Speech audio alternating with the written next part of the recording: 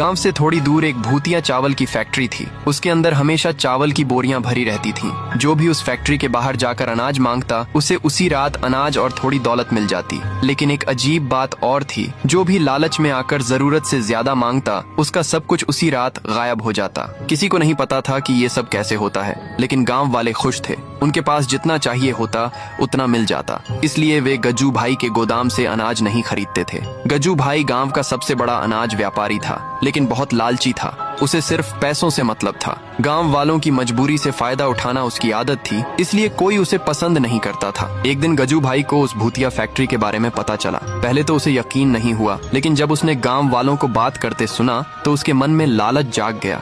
उसने सोचा, अगर ये बात सच है तो वह एक ही रात में पूरे गांव का सबसे अमीर आदमी बन सकता है। उस रात वह चुपके से फैक्ट्री के पास पहुंचा। वहां चारों तरफ सन्नाटा था। उसने हिम्मत करके आंखें बंद की और बोला, मुझे इस गांव का सबसे अमीर आदमी बना दो। वह घर लौट आया और इंतजार करने लगा। उसे पूरा यकीन था कि अगली सुबह उसकी जिंदगी बदल जाएगी। सुबह जब वह उठा और अपने गोदाम की तरफ गया तो उसके पैरों तले जमीन खिसक गई। उसका पूरा गोदाम खाली था, एक भी बोरी अनाज की नहीं बची थी। घबराकर वह गांव की तरफ भागा। वहां जाकर उसने देखा कि उसका सारा अनाज गांव के बीचों बीच जमा था और गांव वाले उसे बांट रहे थे। उसी पल गज्जू भाई को समझ आ गया कि उसके साथ क्या हुआ है। उसने जरूरत नहीं बल्कि लालच में आकर मांगा था और उसी का नतीजा उसे मिला। कुछ दिनों तक वह बहुत परेशान रहा। उसके पास कुछ भी नहीं बचा था, लेकिन इस घटना ने उसे बदल दिया। उसने सोचा कि अगर वह ईमानदारी से और सही दाम पर अनाज बेचेगा तो लोग फिर से उस पर भरोसा करेंगे। उसने मेहनत करके फिर से अपना गोदाम भरा और इस बार अनाज के दाम बहुत कम रख दिए।